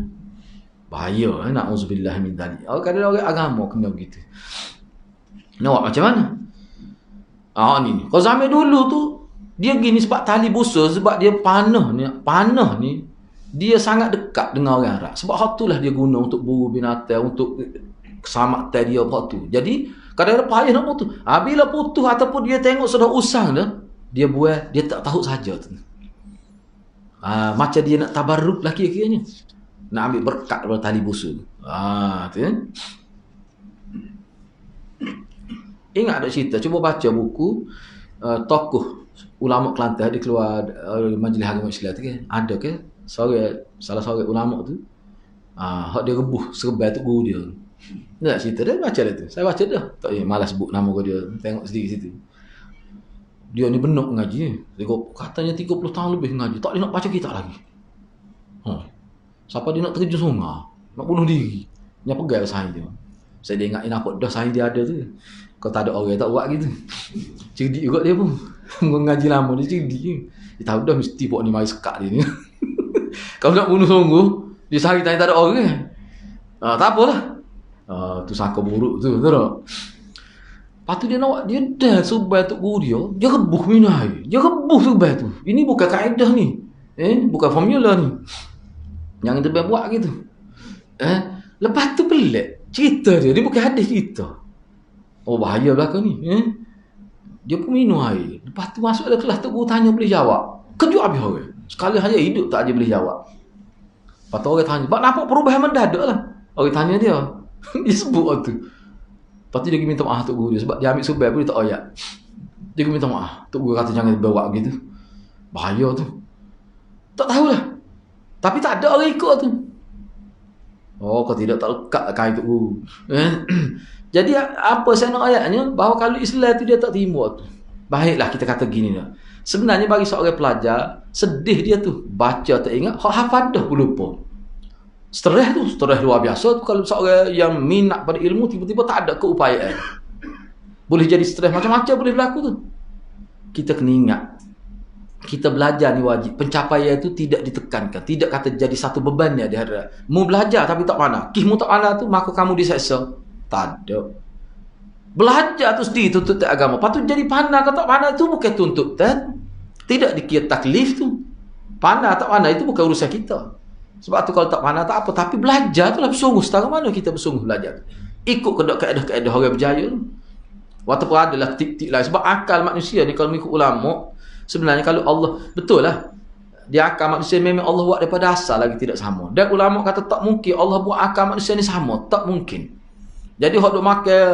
Kita kata makanan-makanan tertentu, ubat-ubat tertentu, food supplement tertentu, itu untuk menyuburkan saja.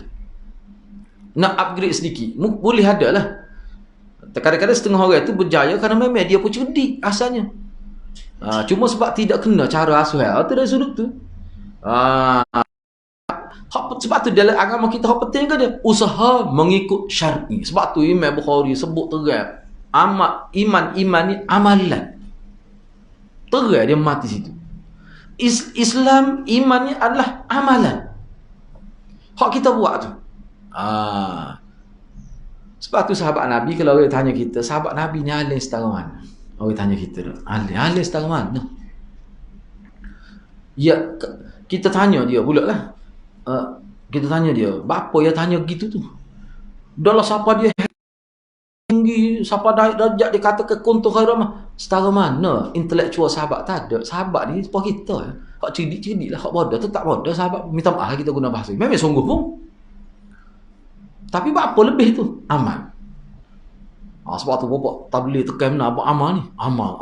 Dia nak amal-amal. Zaman kita ni nak mengaji lah. Mengaji biar molek lah. Zaman sahabat tu tak. Dia kira gini. Hak dia tahu daripada Nabi dia akan buat lah. Dia akan buat. Hak tu kelebihan dia. Dia tak alim. Sebab tu sahabat Nabi ni hak menjadi rujukan bukan semua. Sahabat-sahabat besar jadi rujukan. Hak cidik-cidik. Hak lain tu ikut saja. Tapi jelas. Dia masuk dalam kepala sahabat ni. Kalau tidak hak Nabi jangan buat. Dia kalau dia tengok amalan hak dia tak tahu dia akan tanya gini kan Nabi buat. Saya normal kata umat Islam ni akan selamat selagi dia mempersoalkan Nabi buat gini ke. Selagi ada persoalan tu umat Islam akan selamat. Sebab itu prinsip orang Islam. Prinsip. Tapi lah ni kalau kita tanya gitu itu tanda Wahabi. Tu masalah. Berubah sakit cara tu. Jauh tu gitu. Belepak serak lah tu dia punya berubah. Sepatut tanya gitu tu lah betulnya. Nabi buat kau gini. Hak tu selamat saya nak kata. Selagi umat Islam ada prinsip tu. Tapi lah ni kalau tanya gitu, nak nikah pun tak jadi. Sebab itu tanda Wahabi. Sebab itulah guru saya kata.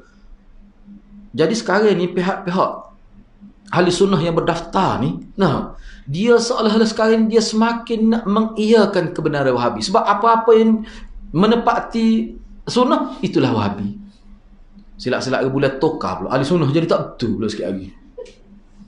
Hak mana hak tepat dengan sunnah itu Wahabi. Jadi berat juga tu. Ini mana satu proses nak menukar istilah ni. Mana orang-orang betul ikut sunnah betul seperti saya nak soalan dia lah dikatakan Wahabi. Jadi hak-hak ahli sunnah ni, hak ni hak Abbas ni pula. Jadi mengikut Abbas pula ni. Jadi gitu kan pelik tu rosak tu. Sebab itulah hadir-hadirat kita kena tetap tanya. Dia gini saya nak sebut biarlah sebab kita ni dalam bab ni dia kena tanya orang marah pun. Misalnya dia sambut ada ke Nabi sahabat buat? Cukup dah. Memang dia akan kata kita tu. Malah dia klik nengung tu. Nak tidur mikir dia tanya gitu. Walaupun dia marah depan kita, tak apa. Dia nak tidur. Enggak dia tidur nak hari popok ni dia banyak tidur. Dia tidur berapa kali sehari? Sebab tu dia mimpi kuat. Tak apalah. Jadi dia nak tidur dia akan mikir hak kita tanya tadi tu. Kena tanya hak tu prinsip tu sebenarnya. Barulah terjaga. Tu tazkirah juga tu. Nabi buat kau gini. Tapi biarlah munasabah tepat nak tanya tu. Tak kita pergi beli kasut, beli hak ni.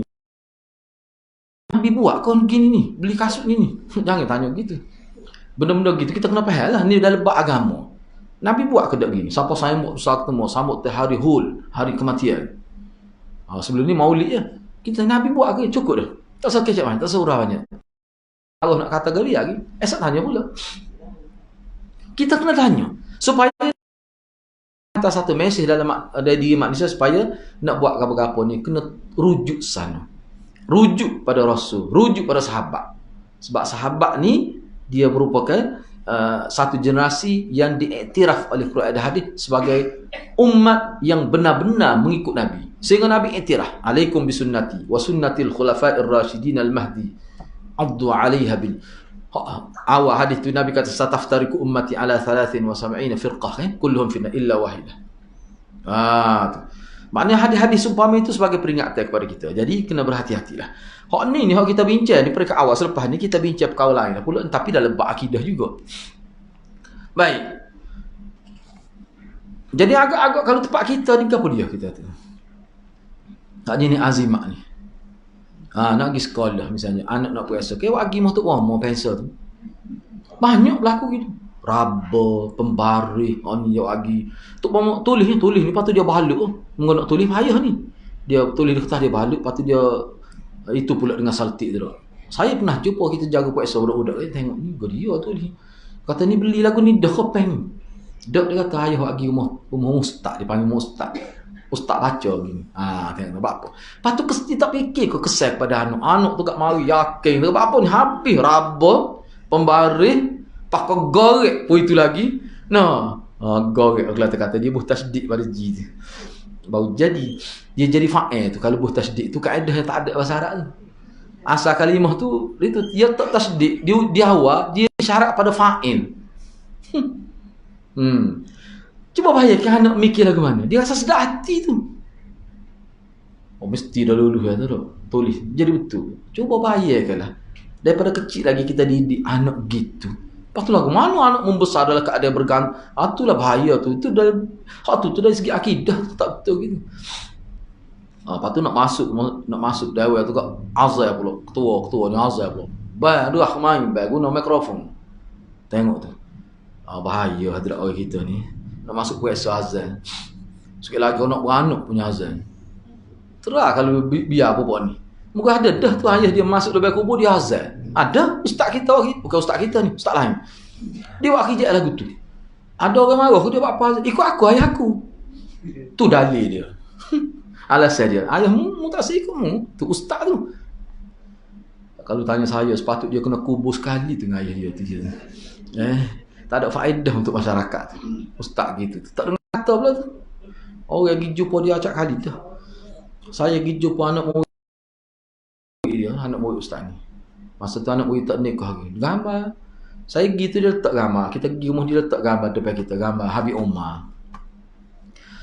Saya kata gambar siapa? Tak kira ustaz tak kenal. Kita wah-wah dah nak kata dalam hati ni. Tapi kalau kita kata, berasak dia gitu nak. Kata gambar Habib Omar ni. Tapi dia sebut Ahlul Bait. Habib Omar Ahlul Bait. Dia tak Ahlul Bait. Tak apalah biarlah tu. Dia pun sebut. Tak tanya-tanya pun. Dia kata gambar ni saya nak tidur, saya letak bawah batal. Dia bawa sama dalam bilik air dia tak bawa. Cuba fikir. Kalau siapa setara gitu pemikiran dia, dalam dia tu berat lagi tu. Kita boleh agak gitu ya. Ni umur 25 tahun. 25 tahun. Saya pun Allah sedih. Ni Tok Guru Hasan ni, Tok Guru dia ni azal ketika tu ayah dia meninggal dunia, tak di liang lahat itu, dia azal. Berah kejut habis orang. Orang tanya, "Wan azal sini?" Ikut saya, ayah saya. Dia kata gitu. Baik. Yang ketiga membatalkan keyakinan bahawa kalung yang dikenakan manusia apapun jenisnya boleh mendatangkan manfaat bagi diri dia. Hak ni diterbatal dengan dalil pertama. Tak ada sebenarnya. Yang ketiga menghilangkan kemungkaran. Hak ni termasuk dalam bab mungkar, amar ma'ruf nahi munkar. Wajib kita tentang, wajib kita bersihkan dalam masyarakat kita. Yang keempat berdakwah menyampaikan kepada orang-orang berbagai perkara yang boleh menjaga akidah mereka. Tak boleh kita ni sebagai ahli sunnah ni kena menjadi ejen yang nak mentahqiq tauhid itu. Dan sebarang perkara yang boleh menjurus kepada syirik kita wajib hindari dan kita wajib sekat masyarakat dalam apa cara sekalipun. Kalau tak boleh kita jumpa tu email, kau jumpa siapa. Masalah kata tu email dia yang buat ustaz tu. Nasihat pada tu email tu. Sebab tu email tidak semestinya alim bila kata tu email ni. Gitulah. Baik. Okey. Untuk dalil kedua tu kita bincang semula. Ada apa-apa persoalan?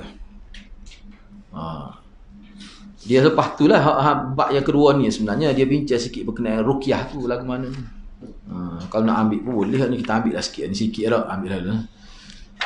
Mula ni mari pun 280 khawi tak tahulah lagu mana minggu ni. Bimbel juga tahu kena lockdown pula.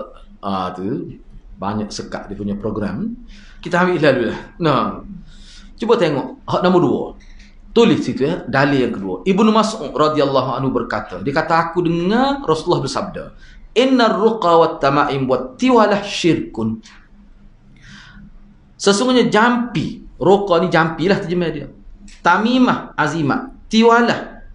Tiwalah ni kalau kita dalam bahasa Melayu kita ni obat apa ni kita kata azimat juga, tapi dia khusus untuk menunduk ke suami atau isteri. Ayat ngasih lah kita bahas apa ni azimat untuk supaya isteri tunduk pada suami dan suami tunduk pada isteri. Hak ni dalam bentuk paksaan lah.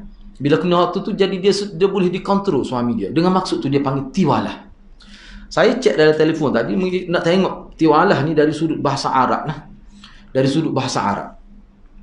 Hak ni dari sudut istilah ni. Sini dia tak mari dari sudut bahasa Arab tiwalah ni diguna dah zaman Arab jahiliah. Apa maksud dia? Ni kamus Mu'jam Arab hak bincang tentang fiqh lu dalam internet. Banyak saya ambil manfaat dengan ni, dia buat mari. Dia kata at-tiwalah ni dari segi bahasa Arab maknanya sihir dan seumpama sihir. As-sihru wa shibhu, sihir dan seumpama sihir. At-tiwalah juga boleh dengan erti bila sihir tu bagaimana dia punya pecah-pecah dia tu, sihir ni untuk apa dia pun sebut. Kharazatun tuhabbibul mar'ah ila zawjiha fi za'mihim. Ini suatu bentuk azimat yang digunakan untuk menimbulkan perasaan kasih isteri pada suami dia. Dengan sebab tu, bukan kerana kebaikan suami. Mana dia unsur kawal dari secara rohani, dia kawal secara batin tu lah. Mengikut sangkat mereka, dia panggil tiwalah. Orang ni kata, apa dia? Banyak istilah Melayu. Nasi tangah lah. Dia nasi tangah ni. Bunyi kabarnya kotor. Nah, cara dia buat tu. Dan sungguh sangat menjatuhkan maruah cara buat tu. Yalah, pakat tahulah aku dah tak ayat lah tu. Ataupun apa pula pengasih lah untuk menunduk. Kalau isteri dia ada cara dia pula nak menundukkan suami. Suami ni sok mau klik lewat. Ataupun kadang dia tak balik. Bicara Tok Momo. Tok Momo buat. Tok Momo subuh dalam air macam-macam. Pelakon ni. Saya pernah pengalaman saya. Dia mari jumpa saya. Dia kata saya nak bertaubat lagu mana? Saya banyak buat dosa. Saya tanya dia, kita pergi tanya. Dosa ke dia? Dia pun mula-mula tak saya royak. Kita pun ingatlah sahaja je. Dia royak sungguh. Dia royaklah dia buat ketuk lelaki dia. Daripada mula-mula nikah lagi. Dia bubuh dalam makan dia. Dia ambil semua. Tak pernah tinggal. Tu. Dia katalah. Lepas saya kata jadi kau. Dia ternampak tu jadi dia tu. Tapi dia berasa bersalah. Bila tua. Amor ke puluh tahun dia buat kerja ni. Bila lelaki dia sakit, tak tahu sakit sakit apa tak tahu, tapi kan disebut. Jadi timbul rasa bersalah ketika ujung usia dia. Saya kata bertaubatlah, jangan buat lagi, minta maaf. Lepas tu dia kata kena royak kau suami ni.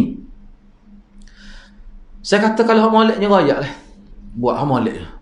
Dia kata kalau royak takut suami dia tak boleh terima. Kata suami mana nak boleh terima. Lepas tu nak royak ke tak? Saya kata gini lah, kalau dijangka, ni kita sebut ni berdasar pada ulama, kalau dijangka siapa berlaku perkara besar, siapa perceraian, tak payah royak tak. Minta dengan Allah SWT. Jangan kena jaga molek dia. Tapi saya kata kalau nak molek, kalau nak minta maaf ni, kalau kikir lagu ni kena royak, apa? Tak ada main kosong-kosong tu. Nah, pakai tak royak tu. Tetapi ada juga ulama kata tak payah royak lah. Misalnya kalau dia berzina pun tak payah royak kata lelaki dia. Dia bertaubat senyap-senyap gitu. Atau ada sebut.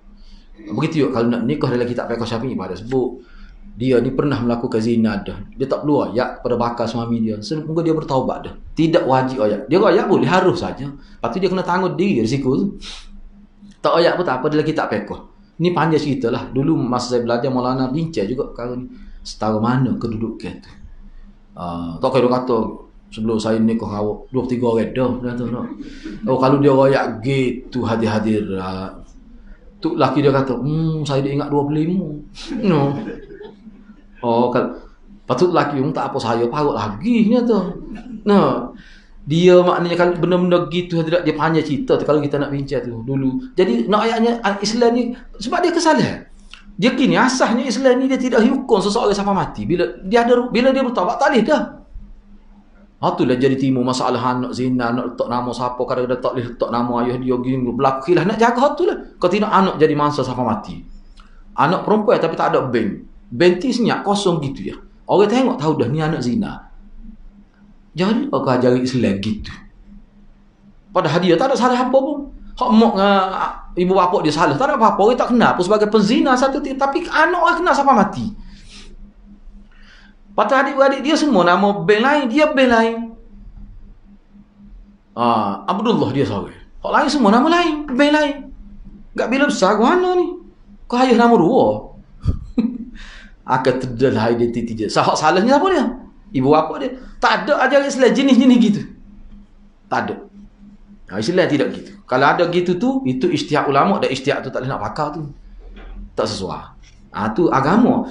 Jadi tiwalah ni dari segi bahasa ni dia ada makna tu lah. Sihir ni makna memukau seorang. Dia nak pukau, sihir makna pukau. Disebut sini. Bagus kita ni. Antara makna dia lah dia sebut gitu. Gitu. Tapi dia ada juga makna perbuatan melemahkan seseorang. Boleh juga makna gitu. Maknanya kita, bila buat kita, makna kita ada unsur memaksa seseorang. Islam tidak nak begitu.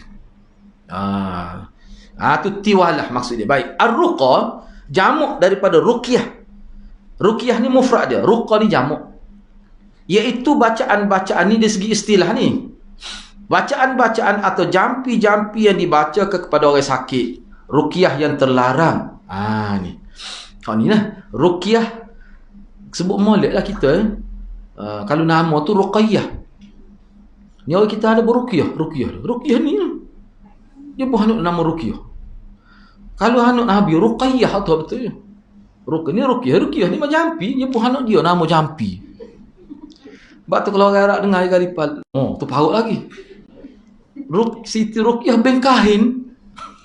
Pok dia tu ngomong.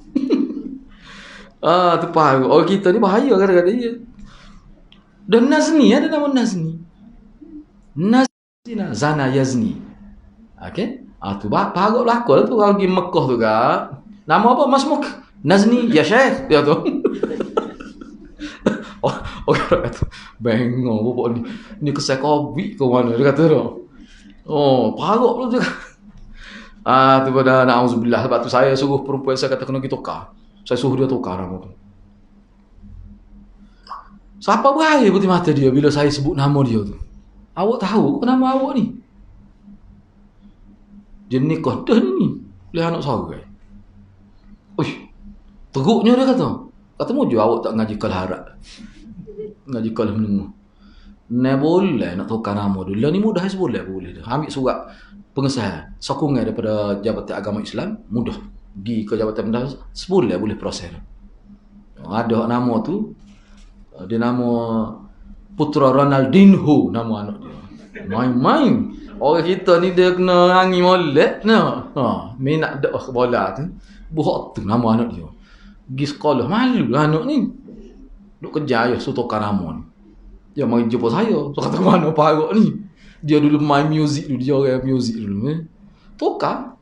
Dia ambil surat dia. Sebulan dia tersesat boleh tukar. Waktu ni dia pun nama Puteri Diana. Main-main dia ni. Puteri Diana. Patah ada dua, dah sehari tiga kan dia. Nama pelik-pelik saja. Kata mana yang tak jadi gini. Zaman jahiliah dah tu. Dia kata. Lah ni pakai jubah dia. Lagi tukar. Tapi tukarlah, molek tukar. Katanya mari jumpa Maulana dia sebut. Maulana kata kena tukar. Pelik lagi tu tak ada parut tu Nazni. Tak apa-apa tak ada. Nazalna apa? Anzalna. Nama. Anzalna. Bahkan dia tengok dalam Quran, wa anzalna minas sama'i ma'an tahura. Ni molek nama. Tanya ke orang dulu. Anzalna telah menurunkan oleh kami. Mujur tak satu ayat tu lah. Parut orang kita ni. Sebab itulah kalau kita belajar hadis dia ada juga bab tasmiyah dalam kitab Bukhari, bab menamakan anak ni. Hak mana boleh, hak mana tak boleh. Tak boleh bubuh nama anak. Molek tapi ada makna puji diri, tak boleh juga. Nabi tak benar. Baik, tak apalah gitu. Tu. Jadi ruqyah yang terlarang yang dimaksudkan dalam hadis ini adalah ruqyah yang mengandungi syirik. Hak tu hak tak boleh. Kena ingat tu. Maknanya ada hak boleh. Iaitu di dalamnya ada doa dan permintaan penyembuhan dari selain Allah. Maka ini adalah syirik. Misalnya ada unsur puji ke kepada orang yang kepada wali, itu tak boleh lah. Adapun jika tidak mengandungi syirik, apalagi bila ruqyah itu diambil daripada ayat Al-Quran dan Sunnah, maka ini dibolehkan. Sebagaimana Nabi sabda. Ni Nabi sabda. Hadis ni hadis dalam Sahih Muslim. Dalam la ba'sa birruqa ma lam yakun fihi syirk. Ruqyah tu tidak menjadi apa-apa masalah pun selama mana tidak ada unsur-unsur syirik. Mana kalau kita baca ayat Quran, anak-anak kita sakit, kita berbismillah, alhamdulillah, kita baca Fatihah je, kita niat pada Allah, mudah-mudahan Allah angkat. Lepas tu buatlah. Hak tu bolehnya. Lepas tu kalau nampak tak itu, kau pergi hospital. Tapi kita baca tu sebagai bergantung pada Allah.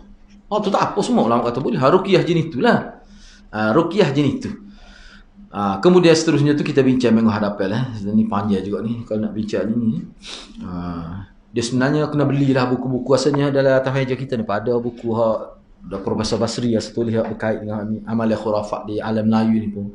Ustaz Zahiruddin Zabidi tu banyak juga duduk dengan study benda-benda gitulah. Kata siap dah buku dia tu. Cuma dalam proses cetak. Tu boleh tengok situ lah. Boleh baca dia. Kalau kita nak hura semua tu kan, pakak kena baca kitab tu terus jadinya. Situ dia ambil. Sini ni mana kena beringat lah. Mudah-mudahan Allah semua jaga kita. Okey, saya rasa setakat itulah dulu. InsyaAllah kita sambung kemudian untuk bab seterusnya.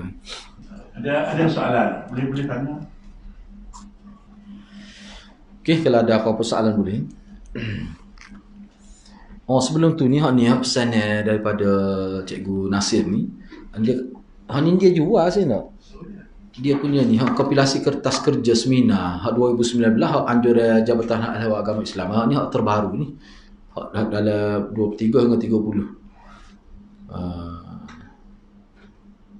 30. Silap ni September sebenarnya. Tak apalah, hak baru ni.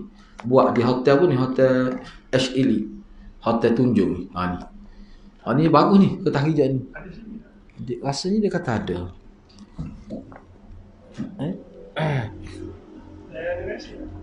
Sekejap sebab dia pesan tu, dia suruh maklum lah. Ataupun kalau nak kontak dia tak apa. Dia pergi ke Pahang sebab apa ni, mertua dia sakit ada waktu. Mungkin masa dia ada. Gini sini awak ni. Atas meja pula tu ada ana letak 2 buku minta Ustaz Ki. Dah. Disuki kau orang ni. Tak baca habis. Bagus. Jual. Batas mula sana ni maklumat ni tu. Tak tengok molek. Okey, tak apalah. Okey, ada soalan ke? Ustaz, Okey, tanya ni. Iskandar Zulkarnain pula dalam Quran tu dah. Apa berkaitan dengan Alexander the Great ni? Adakah orang sama sebagaimana yang ditakwil oleh orang-orang Yahudi ke apa, dia kata orang ni orang sama. Iyalah. Jadi kan Dia sebenarnya isu Iskandar Zulkarnain ni ataupun dalam buku tu dia panggil Alexander the Great tu tak, sebenarnya hak tu tak jelas tu. Kalau kita, sebab gini saya baca buku tu daripada habis kita baca lah. Sebenarnya hak tu semacam fakta tu pun tidak boleh dipertanggungjawabkan. Kalau sebut dalam Quran menguasai timur, Qarnain tu ulama kata isyarat pada qarn ni maknanya dia menguasai tanduk. Asal mana qarn? Tanduk boleh. Maknanya kehebatan dia boleh menguasai timur dan barat. Dari segi kekuasaan dia Allah beri pada dia. Zulqarnain ini. Jadi Alexander the Great tu dalam buku tu diterjemah dari bahasa Melayu kita, baru diterjemah tu. Dia asalnya buku bahasa Inggeris tu. Waktu tu tak tahu mana lah tu, tak ada fakta. Sebab dia gini, maklumat tu bila disebut dalam Quran, patut hadis pun tidak ditim. Bagaimana kita nak access maklumat tu? Tu termasuk dalam perkara yang dia panggil maklumat, dia panggil mughlaq. Mughlaq ni maklumat yang tertutup. Dia hanya sekat tu saja. Patut dia sekat tu ya, tak boleh kira. Jadi kalau kita nak bincang lebih-lebih tu, andaya. Enggak andaya ni banyak lah. Sepuluh ni ke andaya konspirasi, COVID, macam-macam andaya tu. Kadang-kadang orang sunnah kita pun duk main hak tu juga. Tak tahu apa leka tu belaka tu. Benda-benda gitu. Jadi sebenarnya lah ke mana wallahu alam. Tak tahu. Jadi kalau tengok tu, kalau kita nak kata sumber tu mari mana, sebab dia asal sebut tu Quran. Dalam hadis pun ada sebut juga. Tapi sikit sangat ya. Dengan detail tebal tu, mau tebal pada ni lagi tak buku tu. Itu tidak jelas. Jadi memanglah pokok Yahudi kata hak tu lah, mana Iskandar Zulkarnain tu lah. Tu tak jelas tu. Lepas tu banyak cerita-cerita tidak nasabah kalau dia tahu orang baik, dia buat kerja lagi tu. Ada setengah-setengah tu maklumat tu, tak nasabah. Orang dipuji sebut dalam Quran, tiba-tiba panggil gitu. Baca sendirilah. Nasabah lah. Bagi saya, sebab dulu pun guru saya pun pernah sebut, mana sebut kata benda tu tak tahu, cerita tu tak jelas. Dan kita tidak ditaklif pun bincang perkara tu. Nak tentu orang nak tentu tu, benda tu tak jelas. Semua tu atas dasar ala sabili takdir, andaya semata-mata tu. Tak jelas, gitu lah. Nak baca boleh sebagai satu cerita tokoh dunia. Bagi saya hak tu kalau Alexander tu dia katakan the Great, Alexander the Great itu versi dia lah, bukan versi Islam tu. Gitu lah. Tak tahu. Okey.